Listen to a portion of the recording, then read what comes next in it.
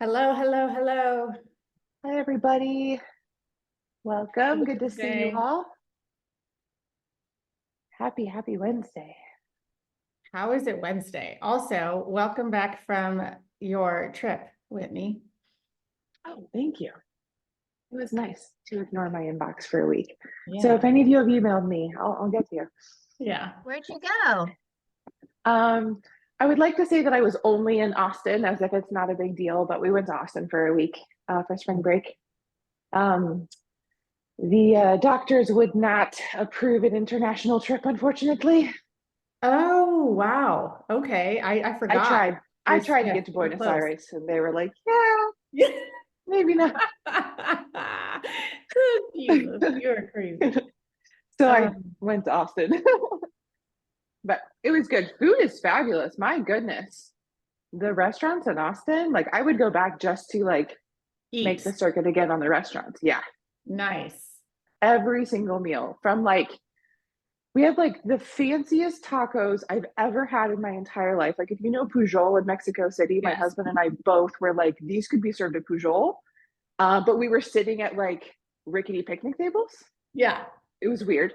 Yeah. but delicious. And then we had barbecue, which I was not excited about because I was just like, yeah, it's barbecue. It was obviously fabulous. And then restaurants that have been open for years and years and years and change their menu every month, and it's just like amazing, just fabulous food. So go to Amazing. Austin if you like to eat. Hey, before we get Okay, started, do you want to like yeah. pin Sarah at the top so that like people see her? So she's pinned on my side. Oh, Oh, maybe I need to spotlight her. spotlight. That's what I meant. Oh, do I always do that wrong? Maybe.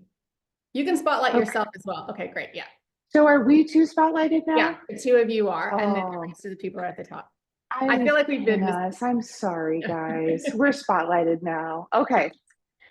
Okay, everybody, welcome to this month's Master Hour. Today, we're going to dive deeper into our client experience discussions, which I'm very excited about because they are my favorite. And today, we're going to specifically focus on client onboarding and offboarding. To guide us through this topic, I'm super thrilled to welcome Sarah Williams, founder and CEO of Rebel Office and host of the It's a Vibe podcast. Sarah, welcome. Hello, everyone. Thanks so much for having me. I'm thrilled to be here. So, Rebel Office, if you guys haven't checked out her website, please go check it out because I was just like gushing and like chef's kiss over the copy. I was like, Sarah, I don't know if you wrote this or if somebody else did, but my goodness, it's amazing.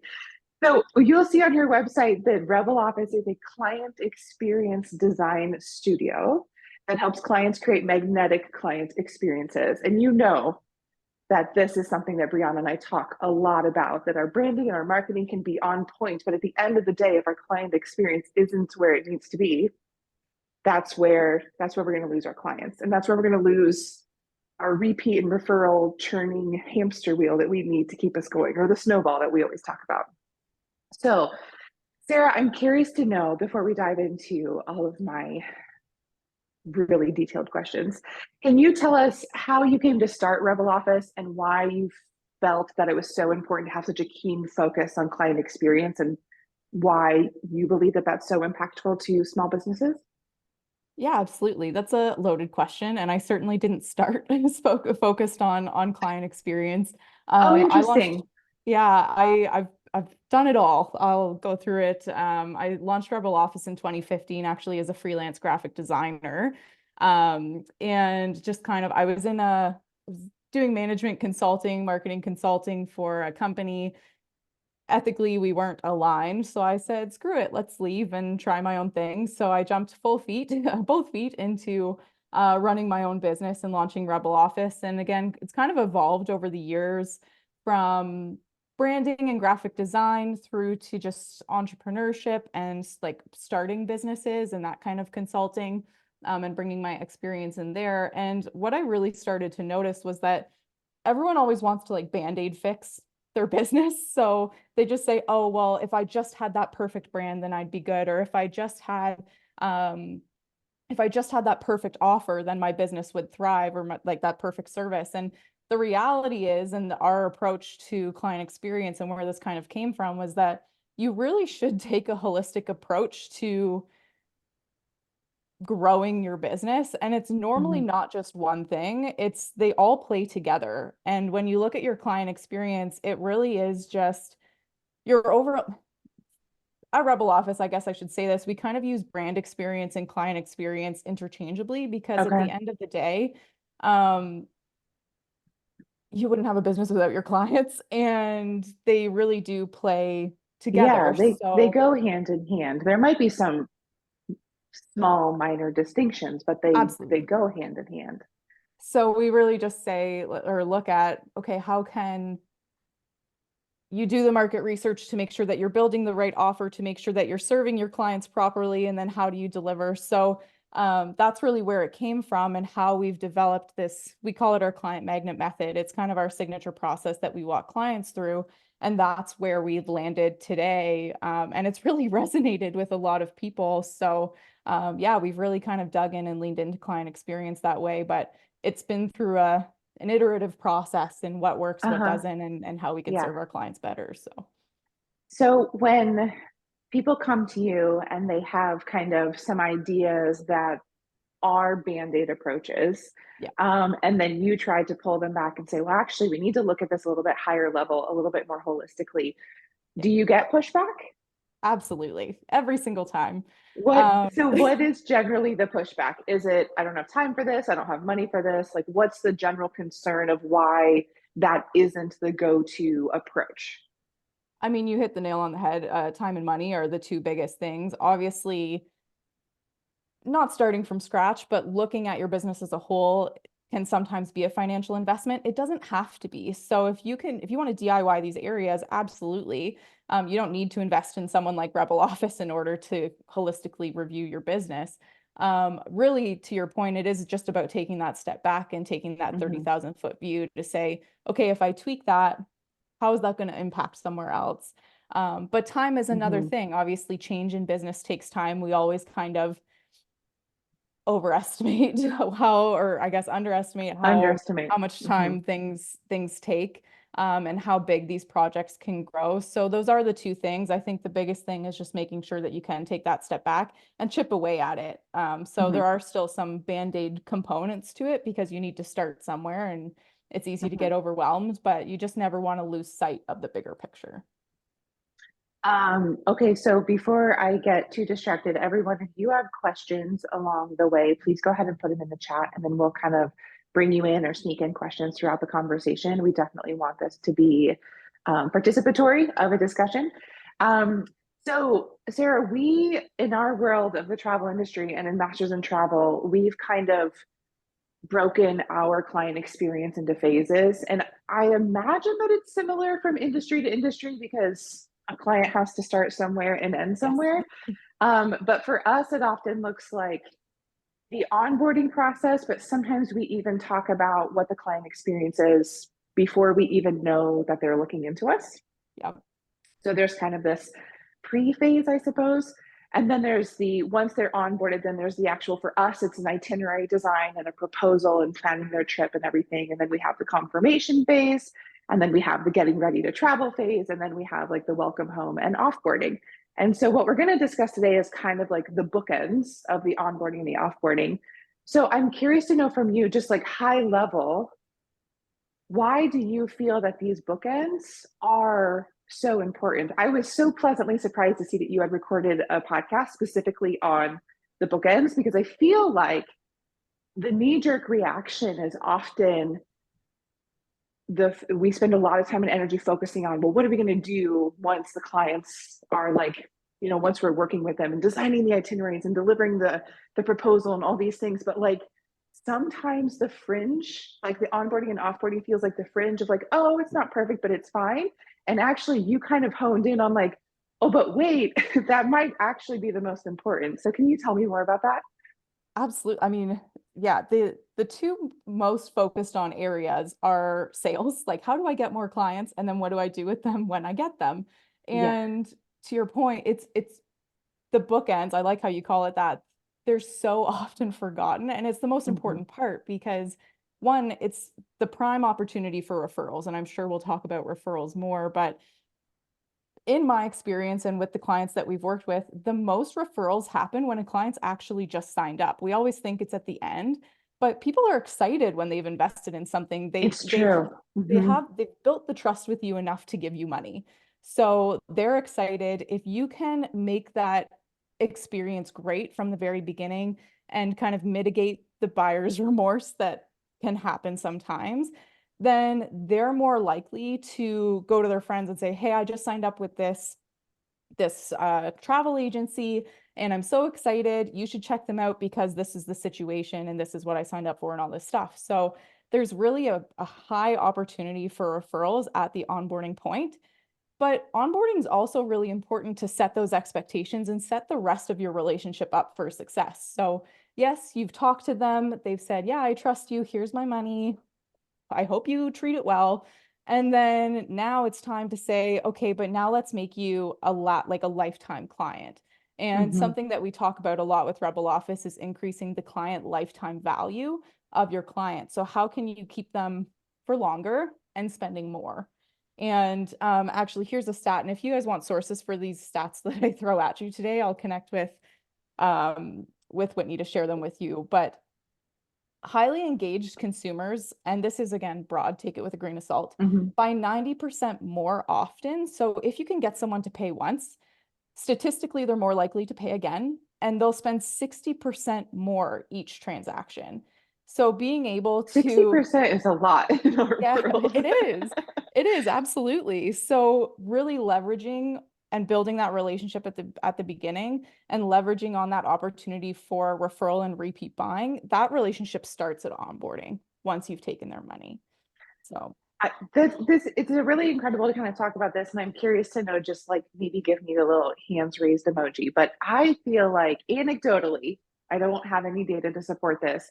If we just went out on the street and tracked down travel advisors and we said, like, of all the client experience, what's the most important part of like whether a client is going to come back happy and like refer us business and come back and work with us again, how many of us would say, like, well, the trip itself, like the trip itself has to be amazing. yeah.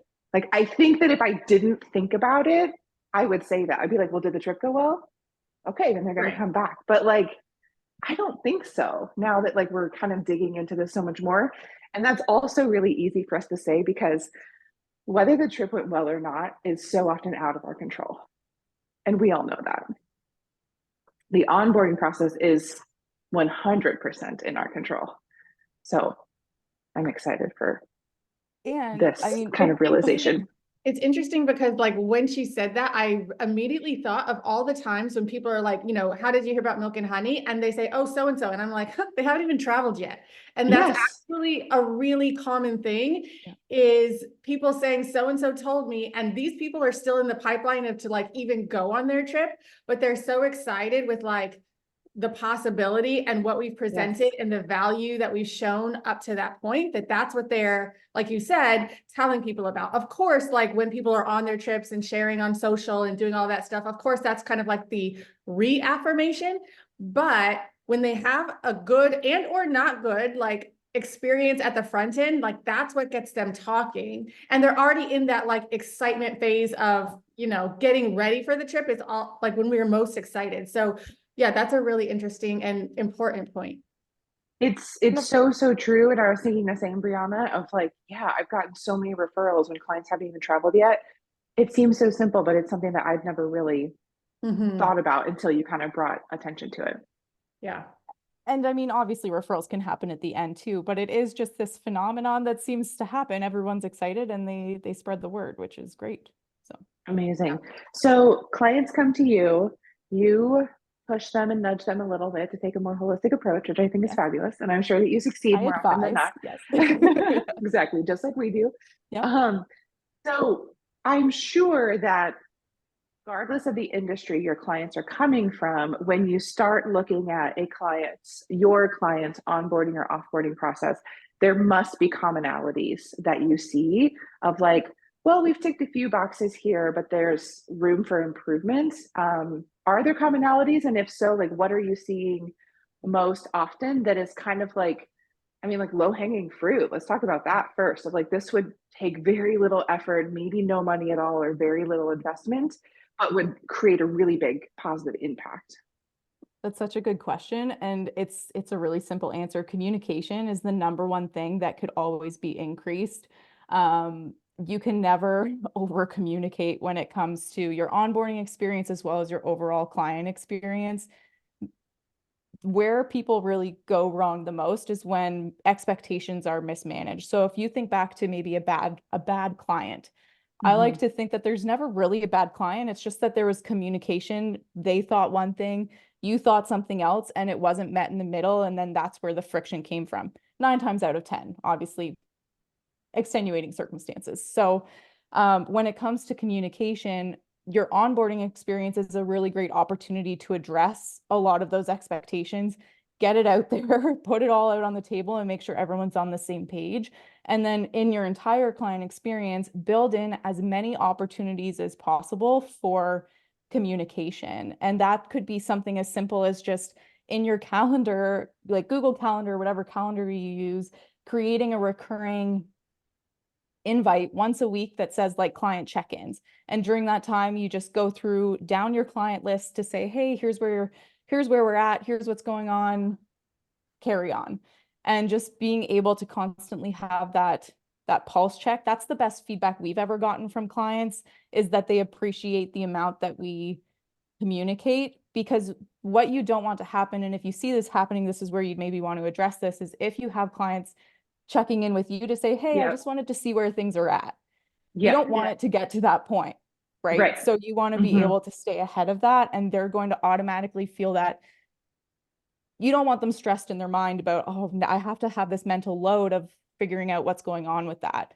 You can stay Or ahead. staying on top of these people that I hired to make sure that things are getting done. Yeah.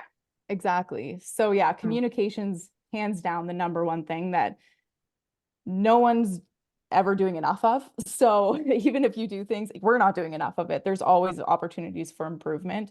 But that's certainly one. I would say another thing is just streamlining. So you spoke about how you can't really control the trip. Yeah. Once they're gone, it's out there and they're doing Yeah, it. we can do everything we can in advance by the hotels we pick, the partners we pick, double, triple, quadruple checking every single driver and transfer to make sure they're going to be at the airport. Like we can do all of these things proactively, but at the end of the day, we are not the people picking them up at the airport. We are not the people meeting them at the hotel to take them on a walking tour. Yeah. So there is a lot out of our hands. And to that point, you, like you said, you can do a lot of prep work and you can be as prepared as possible. Sometimes that's hard to do if you're finding time management things, like if you feel like you're scrambling around a lot. So organization comes down to a big piece of it, and it's what you all do. It's what you're good at, is organizing these things. But if you are scrambling to get onboarding, if you're scrambling to get a contract out or to bill a client or to even just check off your kind of project to-dos as you're preparing for a client or delivering to them, streamlining what you can, having as many templates as you can. This includes email communication. Having just like canned emails ready to go will save you from repeat sending or typing out the same thing over and over again. Figuring out opportunities to give yourself back more time so that you're not scrambling. Make sure that you can actually deliver to your clients better and control as much of the trip as you possibly can. Oof, that's a really big topic in our world because when we talk about like having our workflow and making sure that we provide like the most consistent experience so that like not only do we have the client experience mapped out, but that we're also providing it consistently from one to the next. I think the number one like thing that we talk about is it just gets to be too much with a certain volume of clients and things start falling through the cracks. And we can systematize and we can optimize and we can use templates, and then eventually we're hiring assistants and we're delegating. But it is I think that what you've shared just kind of reiterates that it is of utmost importance that we prioritize that, and saying I don't have time to do XYZ maybe isn't acceptable. Like if it's part of your client experience, then we need to figure out how to make the time or to make it happen. Can I take you back to the communication bullet point for a second? I think you shared in the podcast about onboarding that like you say that we can't communicate too much, but in the way that we communicate, can we communicate too much at once? Absolutely. Okay, yes, that's a good point. And I do talk about this. So it's better to do more frequent communication in smaller chunks that are easily digestible than to do one kind of, say, 2 hour long onboarding call with a client and you're just bombarding them with information. No one's going to retain that. You wouldn't retain that if that was happening to you. So being able to kind of say, okay, what's the need to know in this onboarding phase, or how can I structure this information in a way that's digestible or something that they can come back to and reference? Like if you have a welcome guide or an onboarding guide, like a PDF that maybe you hand over to the client to say, hi, this is us, this is how this works. Here are some key things. You can kind of, that's at least something they can go back to and reference and read on their own time instead of sitting there and just like throwing information at someone. That may not be the most effective way to do it. But if you could extend that into like a 3-phase onboarding call, so maybe they're 30 minutes instead, or if you say, okay, well, we know at onboarding, we're just going to talk about timeline and how we best communicate so that everyone's on the same page. We're just going to kick it off, make it really exciting. It's all high vibes, good energy. And then we'll set up another call. On that onboarding call, we'll say, okay, great. Now we'd love to set up a couple of calls coming up. One to go over your itinerary, one to discuss specifics and logistics, and you can kind of plan out what you need to talk about and make them more digestible. So when I say more communication or you can't over communicate, I'm speaking more to frequency in the check-ins. Frequency. Yeah. Yeah. So when you're working on a project, every advisor here is a little bit different. Some, because we're all planning very different styles of travel. So some of us might be turning around quotes in 24 hours or 2 to 3 days, and it's like a pretty quick process. Whereas others of us are maybe taking a week to 2 weeks to turn around a proposal because it's like the scope of the request is far more complex. So how often do you recommend check-ins? Like what's the balance between, okay, we get it, like you're working on our stuff, and oh, thank you, I hadn't yet gotten worried yet, and here you are telling me that things are moving along smoothly. Like what's the balance there? I truly, to your point, I think it depends. And I know that's not the answer that anyone wants. You need to trust your gut though. Sure. If you have experience, depending on how long you've been running your business, you'll kind of see when that is. You'll also know your clients. So if you have a Yeah. client that's very like, okay, I need a 60 bullet point list of everything you need me to do. You're like, okay, they just want to be kept in the loop. That's fine. And you can work with that client that way. Whereas one that's just like, just do it all for me and send me the tickets. Like, I don't care. Then you can kind of gauge on your own. I do recommend building it into your process. So maybe finding that happy balance and then determining kind of what that client needs a little bit more or less. It depends on the turnaround in the project. So with Rebel Office, we do weekly check-ins for if we're building a client experience from start to finish, it's a 3-month process. We do weekly check-ins to say, this is what we're doing this week. This is what we need from you. This is what we're doing next week. And it's just a template every week that just goes out so the client knows what's going on. That may not be relevant to you. So it really is more of a check-in. If you are doing more intensive planning, then and you are turning around in say 2 or 3 days, then maybe it is, instead of an update, you have like a WhatsApp voice note that you send every day that just says, hey, this is what we're doing today. You'll get it in 2 days or something. So it really does depend on the structure of your service. Yeah, I really like the approach, and we talk about this a lot, is like saying like, hey, here's what's going on and here are the next steps, and kind of always giving them a peek into like what comes next. I like that a lot. Okay, so in your opinion, during onboarding, what are the key points that you would say, like regardless of industry, doesn't really matter what you're doing or what service you're providing, like these are the key points that need to be communicated, and maybe they're communicated over 3 calls like you said, or in a welcome guide, but it's like, what are the high level bullet points that we should even be considering that needs to be communicated from us as a business owner to a client who has stepped into our world?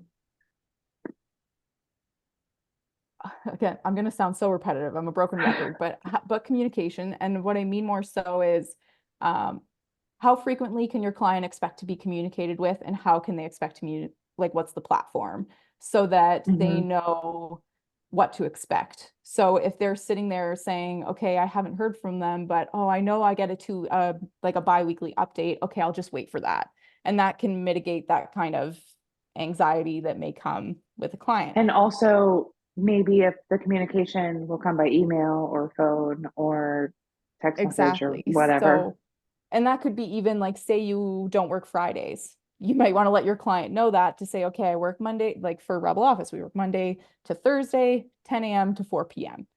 And Okay. that's it. So yes, we may respond outside of hours, but we really try not to. Once we've set that boundary, you don't really want to go over that, because then that's just gonna escalate. But frequency, so it really is just, what can they expect, so that they can manage their expectations on their end. And to your point, do they have access to call you or text you at any point in time, or is it always through email? Exactly. So Hard it pass. it depends. Some people are It different. So does. it's like, I know some people love it. But yeah, I will I admit that get I'm it. sitting here thinking that I have like very, very strong feelings about that, but I don't communicate that to clients, Yeah. which is not good. Like, I should be communicating, like, calls are by appointment only.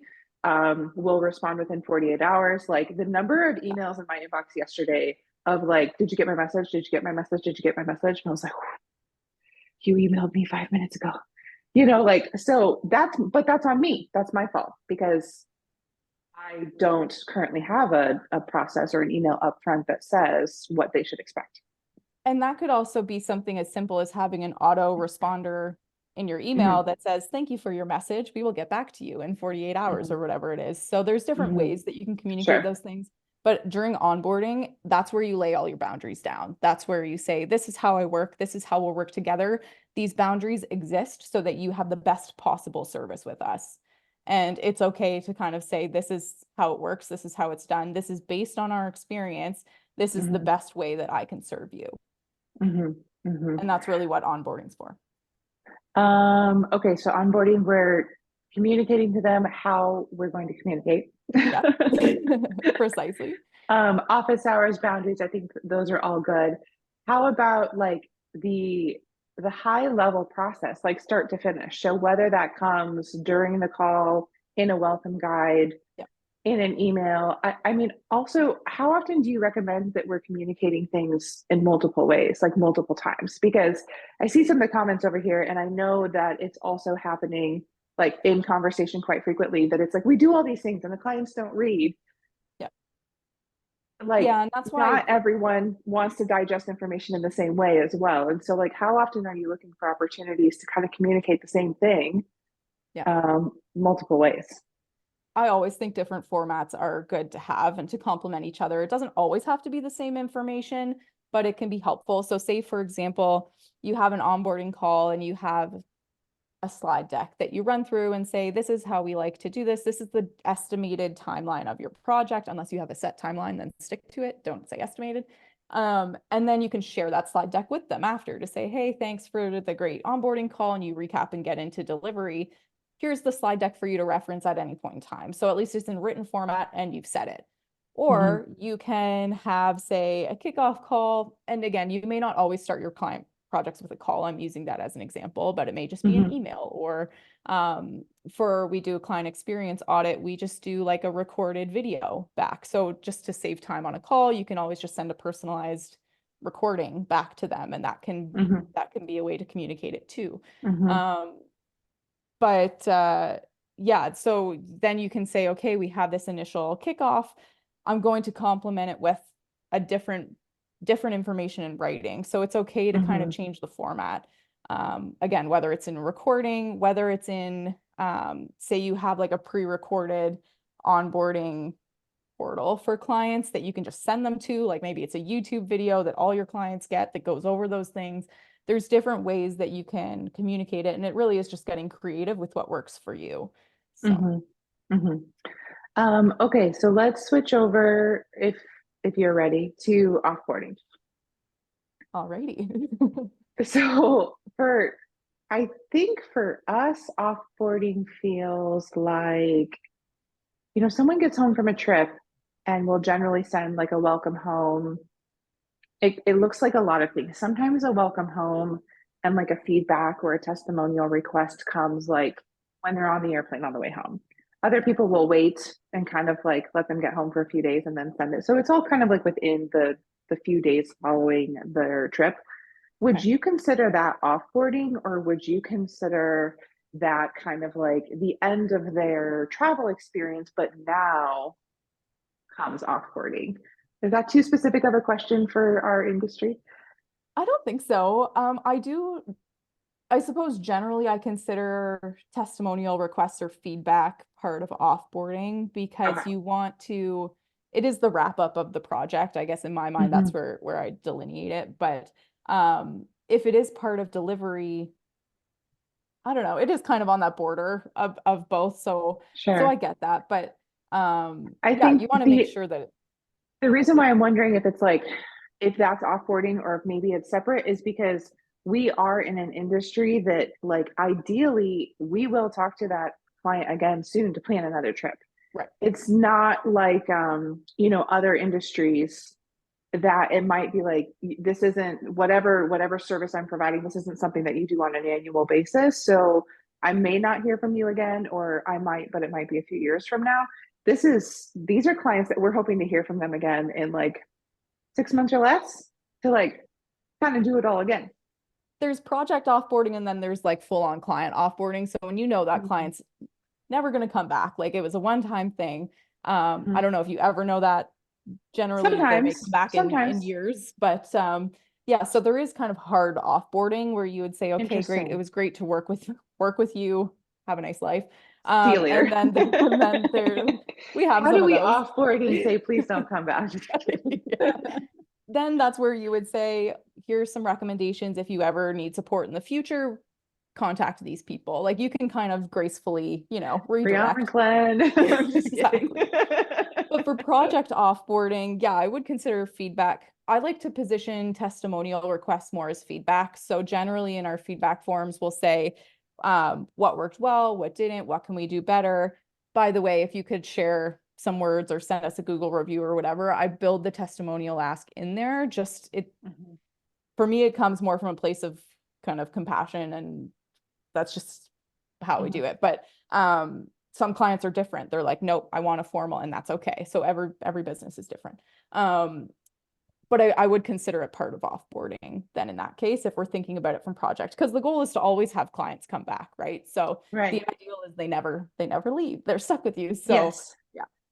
So what else so when clients come to you, so now we're kind of back to this holistic approach and Yeah. you're doing an audit with them and you're looking at their current client experience. They have their onboarding, their offboarding.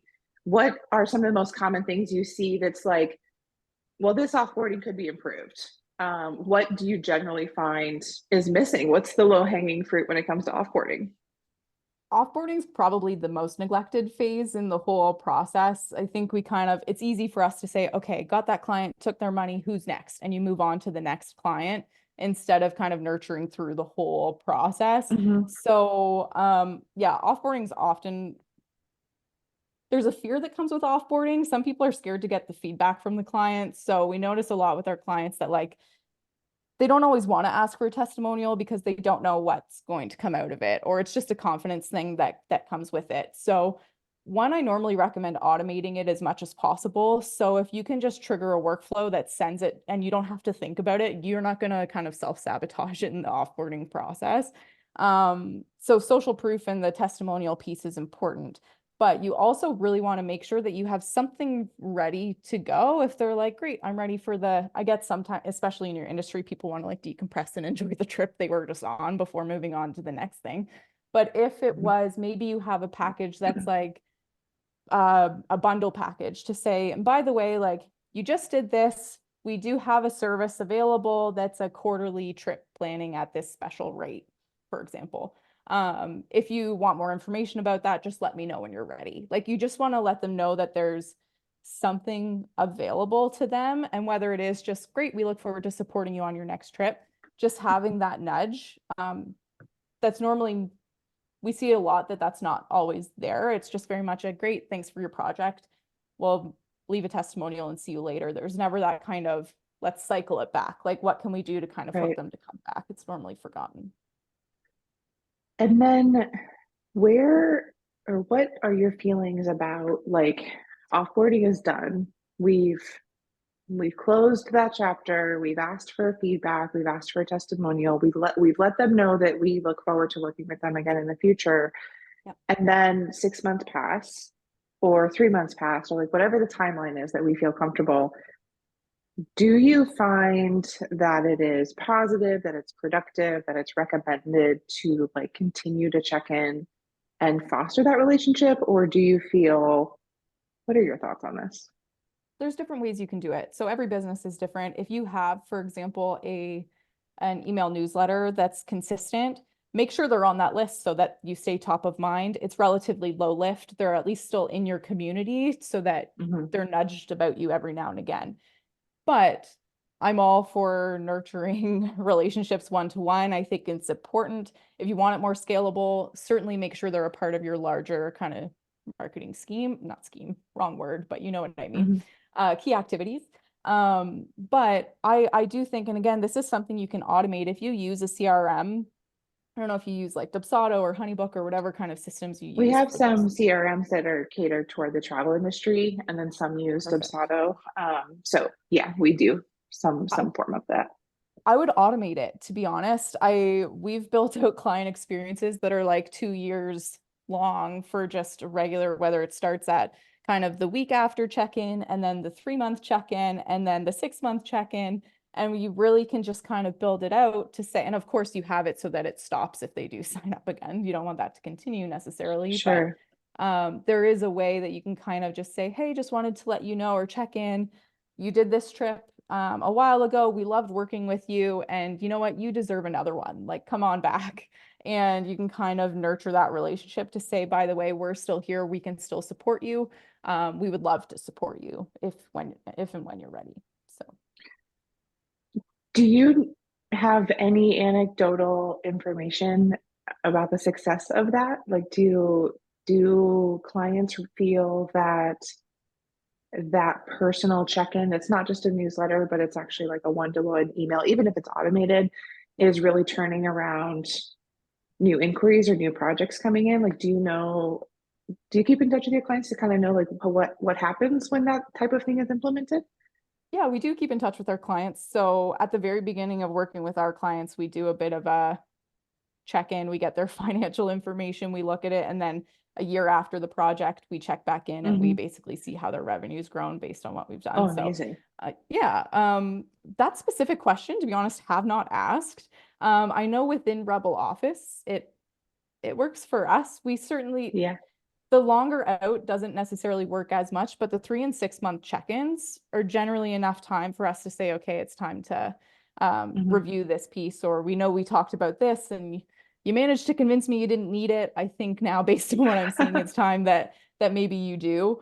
But it doesn't even need to be that impersonal. It could just be in your, again, Google Calendar or whatever calendar you use, setting in a check-in 6 months once you offboard a client to just say, let me reach out to that client again and say like, hey, let's hop on a quick chat and see how you're doing. I'd love to connect, and then see where that goes. That's what I was just thinking, is your recommendation of like having just a periodic reminder of like, let's go through and check in with everybody who I haven't spoken to, recently within the last few weeks or something, but then also setting another reminder of like, who are all the clients that have been back 6 or 8 months and I haven't heard from yet, and just spending 30 minutes to reach out to them and kind of touch base.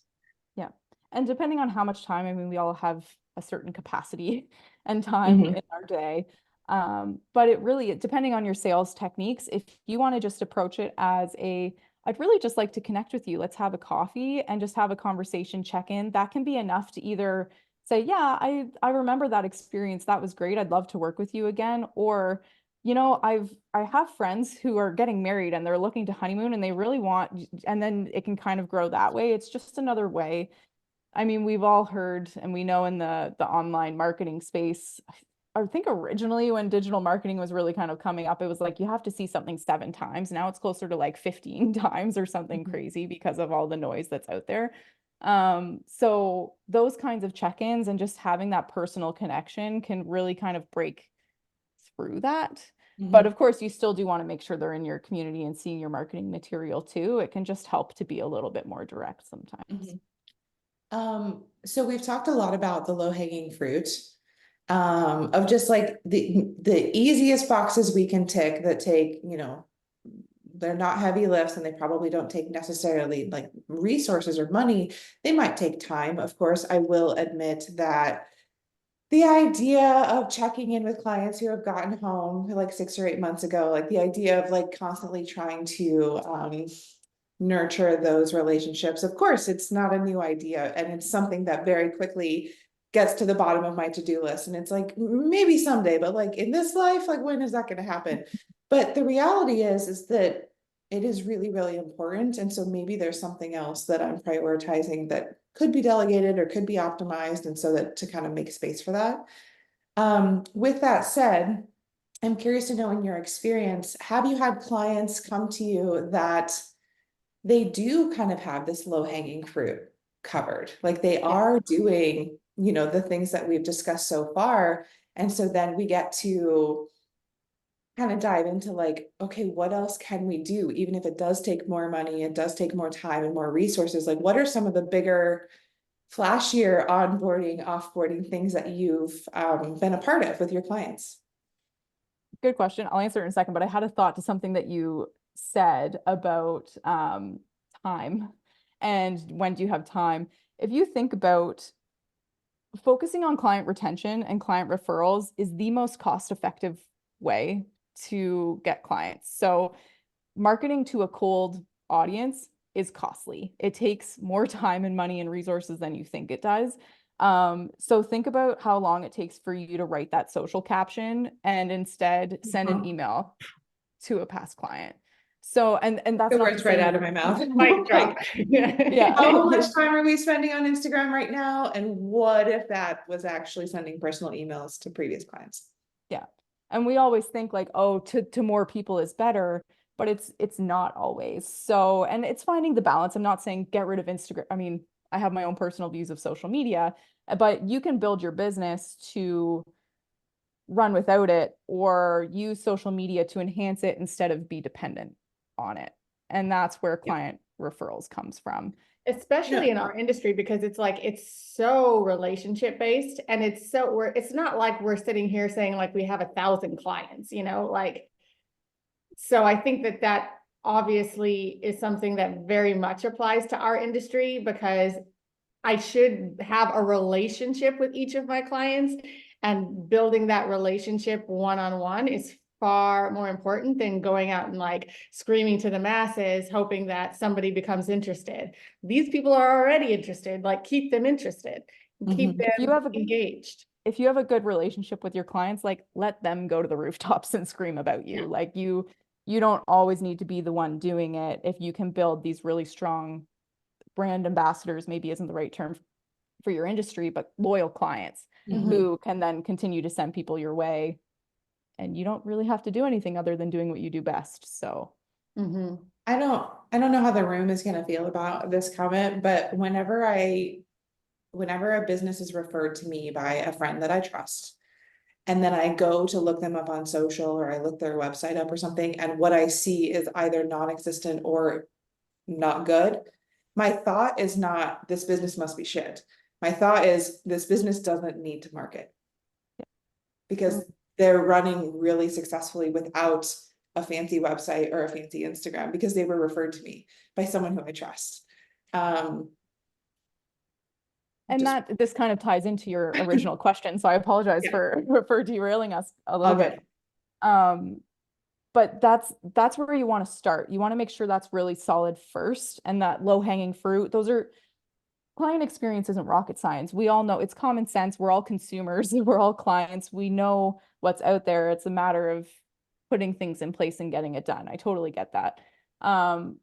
If you're doing all those things, that's where then you can shift, make sure that's solid, make sure those are working, and then focus on your client acquisition. So I always kind of think of it as a separate piece. It's the last phase in our client magnet method that we use and that we recommend. You want to make sure that you're ready to bring on new clients before you bring them on, so that you're not scrambling and tarnishing those relationships. You can then, once you get them, go through the cycle again and again. So I would say kind of the harder piece of it with our clients, we all think that we're sales focused and we're doing that and that's our key activity. But a lot of times it's not being done well because we're scared that, okay, well, what if I get a client? Like, I'm not ready to take them on. Like, what do I do? And then we kind of self-sabotage in that way as well. Cause then we're like, okay, but yeah, I can sign them on, but then, oh my gosh, I've got to make up the contract and then I've got to send them the invoice. And then all of a sudden it becomes a lot. So do that first and then come to client acquisition. And that's the less, it's funny because social media's free channels, like it's organic for the most part, unless you pay for it. We think that that's the low-hanging fruit, but it's not. You need a strategy around it. You need to sit down and be intentional with it. And that's where you can start to build those new relationships. And even social media, we think it's marketing to the masses, but social media works best when you're in DMs talking with someone one-on-one, or if you're having those more intimate conversations. It's still relationship building. Even though we think that, okay, to post a reel and it to go viral, like, yes, that may bring people in. You still have to have the conversation. You still need to build that trust eventually. Definitely. Definitely. So just because I'm super curious, have you seen or facilitated or supported clients who are taking bigger steps with their onboarding and offboarding, or maybe just their client experience in general? That it's kind of like we've ticked all the low-hanging fruit boxes, we're meeting all the steps, we're meeting them consistently. What more can we do? Like, I guess, do you err on the side of like, don't overcomplicate this? If you're doing everything you should be doing, like, just make sure it's consistent? Or have you seen, or is there like if you're ready to level up, then like, let's talk about it? I mean, I know I should say like, yeah, if you're ready to level up, there's a next step, but there's not. I simplify as much as you possibly can. Try and think as, again, holistically, and like of all the pieces, all the questions that you're going to get, try and answer those. It doesn't have to, business overall does not have to be complicated. It's okay if you work 4 hours a day and then you go to the spa, like that's okay. But I think it's with onboarding and offboarding, and we kind of talked about this, you don't want to throw everything at it. That's overwhelming. So being able to kind of take a step back, pare down, make sure they have the need to knows, and that you're nurturing a good relationship, you're keeping the energy good, you're on brand, you're building the trust with them. That's really all you need to do. There's not, it's okay to Honestly, keep it's things refreshing simple. that it's like, don't overcomplicate it. You know, it's like communicate clearly, consistently, and frequently. Yep. You know, share the same information in multiple ways because everyone is going to absorb information in different ways. Yep. Nurture relationships. And I think most importantly, just have a consistent process so that when somebody does come in and then they love you and they're referring you, that the next person gets that same experience. I think that's also like the biggest, most common pitfall that I see is if someone's referred to you and then they didn't get the experience that they heard about, we've potentially done more damage, right? And you have to trust the process. Once you get those systems in place, just trust that hitting those points is enough. We can kind of think like, okay, like this is too easy. Like I need to do more, but you don't. It's okay with what you have, as long as from the very beginning, or at the point when you've looked at it, you're thinking kind of 30,000 feet high. You're looking at the whole thing, how it comes together. If you're saying, okay, I know that was the right decision strategically, even though in practice you're kind of like twiddling your thumbs, being like, nothing's happening, like just trust the process and trust your kind of higher level view, your strategic mindset, trust that that was right. And 9 times out of 10, it's going to be. Of course, you're going to get feedback that says, oh, I kind of felt like that part of the process was a little weird. Like I'd prefer if it was this.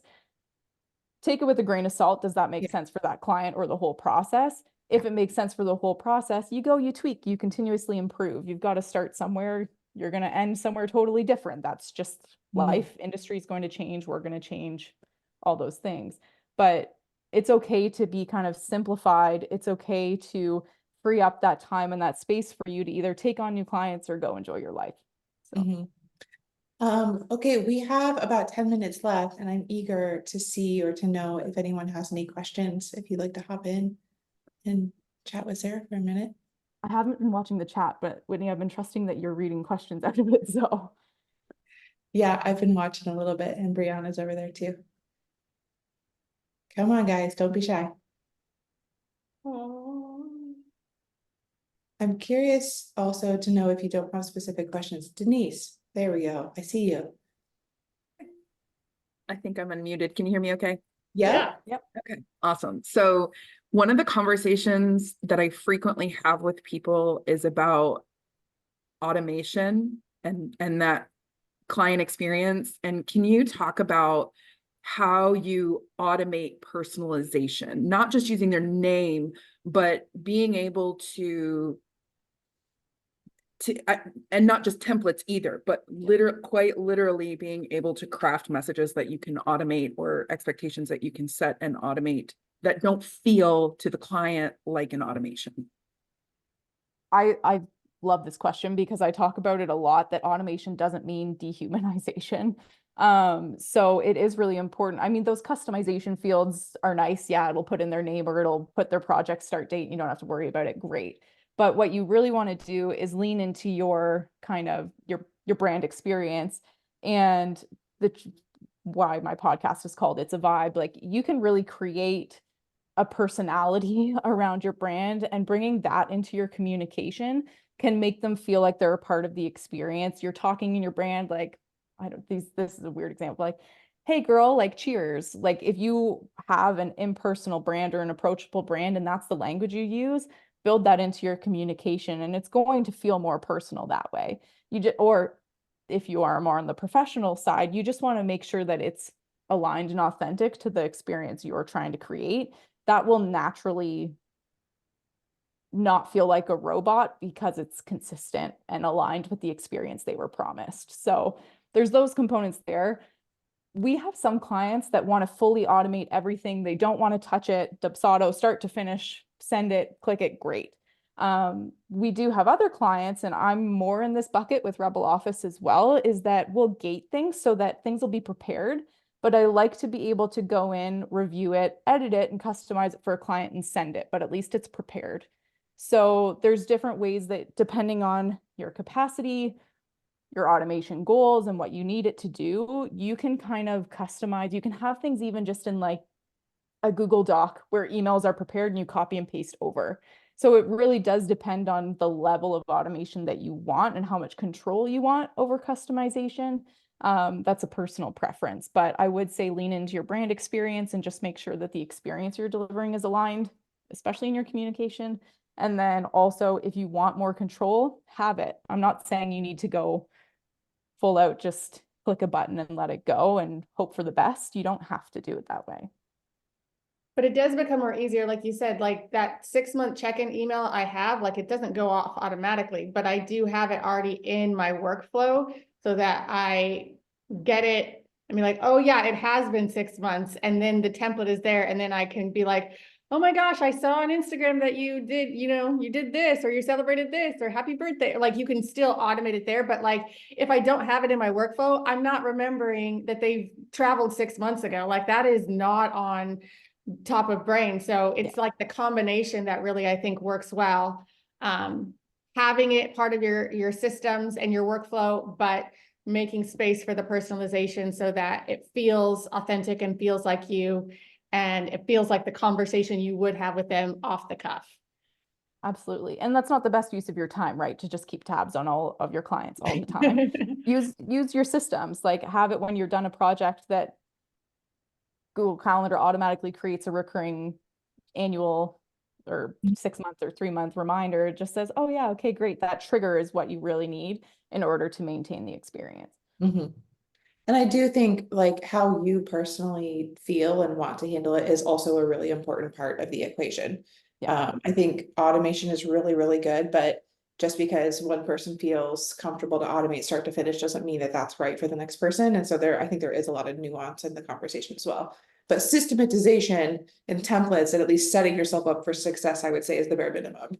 And then whether you turn that into an automation or you turn that into a semi-automation of like a reminder to hit send, then that's where like your personal preference comes in, I think.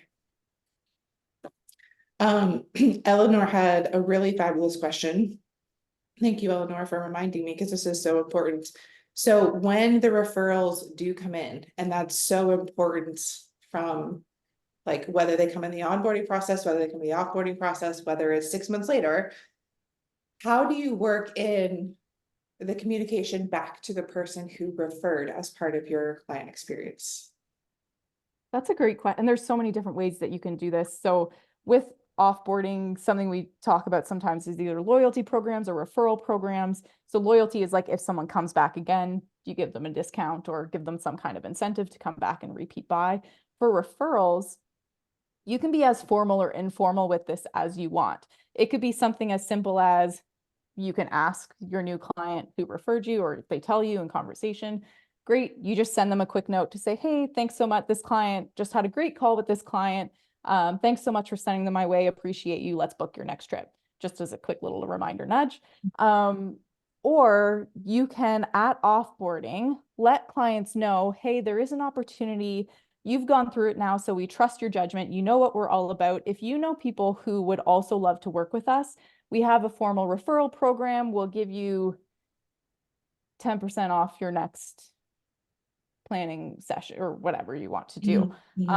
So there you can kind of make it as formal or informal as you'd like. It can be monetary based, it can be service based, it can be a thank you. So it really does depend on your business and what feels right for you. We have some clients who will give $1,000 to a referral client because it's a high ticket package for like a coach, for example, who's maybe like a $10,000, $15,000, $20,000 package, and your referral, they'll send that much.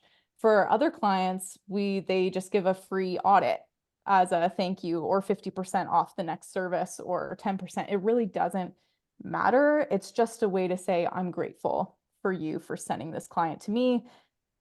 By the way, if you want to send more my way, great, you'll continue to benefit. I feel like this might be personal, so I don't know if it's fair to ask you, but I often hear like conversation about incentives and discounts and monetary type of things for referrals. And I often just wonder, like, am I cheap, or is like a thank you, just like a genuine thank you, not enough? A thank you is enough. A thank you is 100% enough. Yeah, no, again, it depends on your sales techniques and how aggressive you want to be in these areas. Aggressive, again, not the right word, but a thank you is 100% enough. There is no, if you don't set that if you're going to tell a client there's a referral program, make sure you're ready to back it up. But otherwise, there's no expectation that exists. So it is 100% okay. We have clients who very successfully run their business off of referrals where there is no incentive. They just were delivered a great service. They're happy about it and they told someone else about it. And that's really, that's the goal. But there are ways, if you want to increase that number, that you can incentivize. So. And I think that I've also always been concerned with setting the expectation that a discount or an incentive or a gift or something would come just because you sent me a referral, because we all also know that not all referrals pan out. It's true. They don't all turn into bookings. They don't all turn into great clients. And so that's another reason why I'm hesitant, is to like spend a bunch of money, but like, am I even going to enjoy this experience that you have just sent my way? I will say referrals, I mean secured booking. So always set that expectation that like if someone you send our way turns into a client, then at least you know that there's some kind of return there. I would never necessarily recommend, unless you had an incredibly high conversion rate that you were really confident, like you're like, I convert 100% of the people I talk to, then fine, if that's what you want to do, but add some security and protection in there. But yeah, you don't need to incentivize. I mean, even I can go on a whole rant about discounting our services in the first place. I don't, yeah. So I understand where that's coming from. for me, like with Rebel Office, we do have an incentive program for, or referral program for one service. We don't offer it for everything. We're very clear that it's only for the one service because I've built it into the pricing to do that. And we're very like, it's more so because it's part of the service that we offer. So we've built it in to show how it's done in practice for our clients. So they experience what we're selling them. Mhm. Yeah. I also like to not set the expectation that something's going to happen more than a thank you, because then I feel like I have more of an opportunity to surprise and delight when I want to. 100%. Mhm. Yeah. Finding Um, those little opportunities and sparks and say, hey, like here's something a little extra, or if you have little bonus, even if it's just like a little bonus PDF or something, like a resource thing that they don't know is coming, that you can say, hey, I have this, I thought it would be helpful. Those Mhm. surprise and delight moments are really important. Amazing.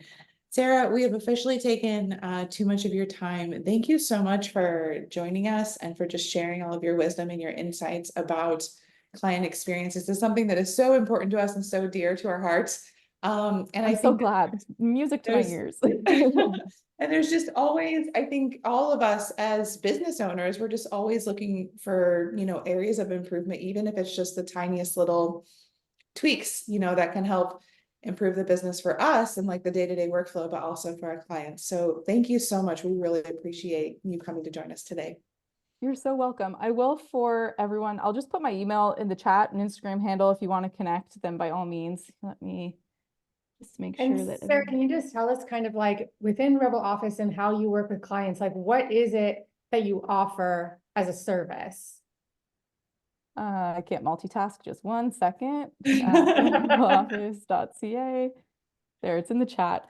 So we do a wide range of things. Again, part of what we do is kind of offer suite diversification. So we have kind of DIY through to done for you.